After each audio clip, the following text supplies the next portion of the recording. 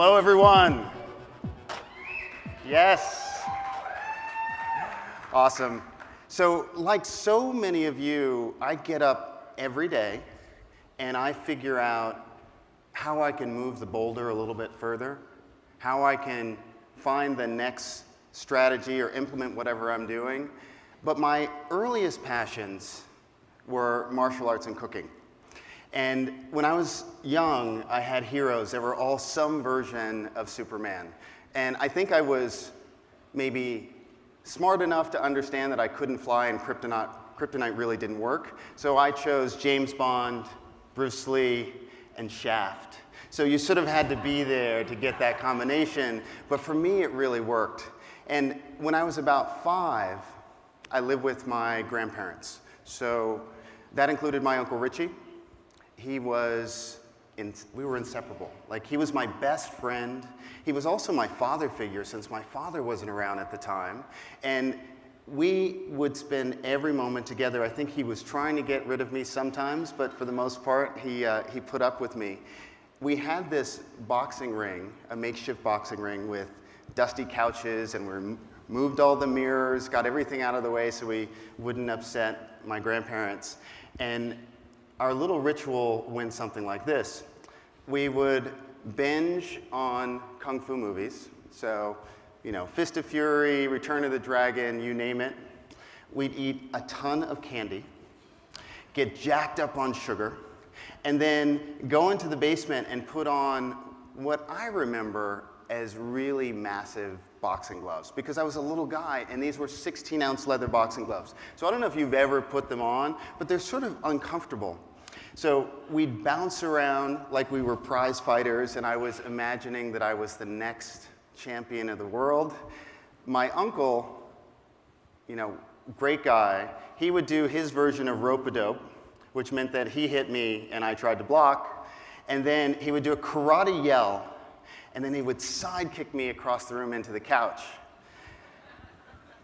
I never won those fights, but I walked away from that with some amazing lessons.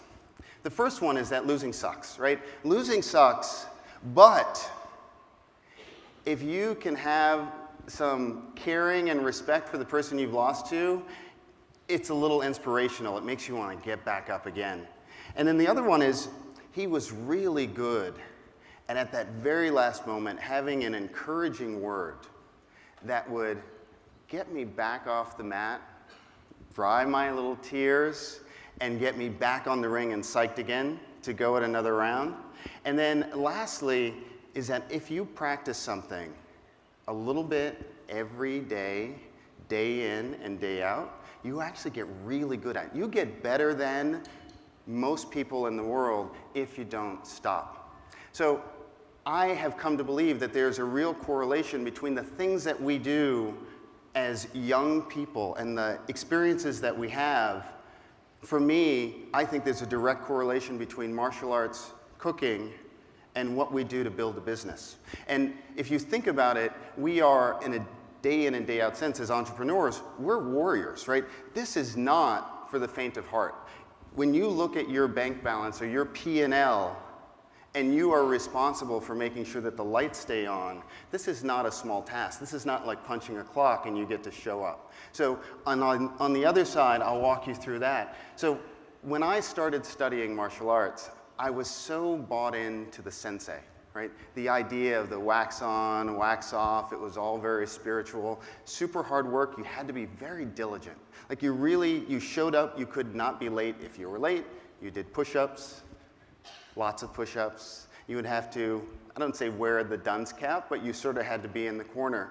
And the dojo is this really contradictory space because you're striving for some sort of perfection, and at the same time, the sensei would stop and say, the black belt, you need to work hard for this, but it's just a piece of cloth. And that always rocked my world because I held it up like this great thing that I was going to attain, and then I was going to be there. Now, the dojo, it turns out, is this really amazing space for Yoda-like quotes, right? Do or do not, there is no try, that kind of stuff. And the thing that happens as you get further along in business and you try and scale a team is you realize that those words are so powerful. It's your manifesto. Like, what's the line that you won't cross in your business? What's the line that you will cross, that you will hang the banner high, and that's who you are? Like, we saw some of the speakers, and they are so authentically them. That's what I'm talking about. This code, this is what actually attracts other people to you. This is how you build culture. We talk about culture all the time. It's not a buzzword. It's not an Instagram quote. It's not a Pinterest infographic. It's a thing that you either buy into what your code of ethics are, or you don't, but you can't fake it. Now, when I was going for my black belt, and I studied very diligently, I trained in a lot of different martial arts. So I did Goju and Shotokan and Brazilian Jiu-Jitsu. This was long before I had kids, and when I had a lot more time to focus on things that I wanted to do all the time. The thing that I learned during that process is that everyone was your teacher, right? Everyone around you, whether they're as good as you, or they're better than you, or they're just a beginner, there's an opportunity to learn something from each one of those people, and that learning will have you rocket ship, because the tendency is to be very competitive, right? We have this tendency to not want to share our best stuff. I know some of you might be guilty of that. We have this tendency to look at others and have real envy. Like, we look at people with their success and we have envy, but if you look at them as an opportunity to learn, you can actually go faster. Because most times, people actually do want to help you as long as they come to an understanding that we're all in this together. So, I trained in a place like this with a man who didn't speak English very well, had fun, sort of an accent. And one of the things that he would always say is, well, one, Seth, you're not trying hard enough. And then at the end, because we were little kids, right? He taught the kids class. Each one of us would sit on his lap and he would whisper in our ear, nice work. You tried really hard. So it's this balance of push and pull. Now, if you've ever been in a mom and pop Japanese restaurant, you've probably seen a Daruma doll somewhere on a shelf. So it's that red doll that has a funny looking face, and it embodies a Japanese proverb that's very popular, and all it means is fall down 7 times and get up 8. And when you train in any discipline, it's all about following through, never giving up on the dream that you have to build your business. You got into this thing for a reason, and it is definitely going to be hard at some point, and the training, the discipline, the craft is what allows you to move forward. So around the same time that I was training to be the next Jedi, I moved to live with my father. And he had gotten about enough and very frustrated of me complaining about the food in our house. So you have to understand, up until that point, I lived with my grandparents. And that included my grandmother Ruth, who was an amazing cook. Right? She was old school Southern woman that had a grapevine in the backyard. She had peach trees. She made her own preserves, her own wine, pies, cakes, and cookies on the weekends. She packed my lunch.